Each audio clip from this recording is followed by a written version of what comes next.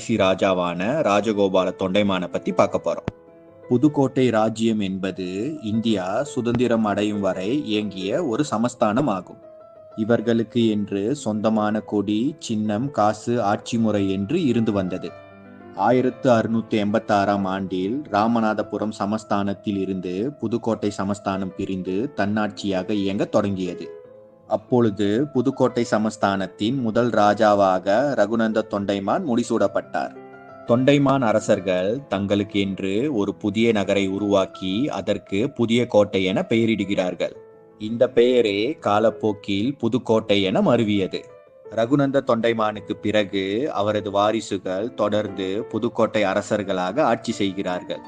ராஜகோபால தொண்டைமான் என்பவரே புதுக்கோட்டையை ஆண்ட கடைசி தொண்டைமான் மன்னர் ஆவார்.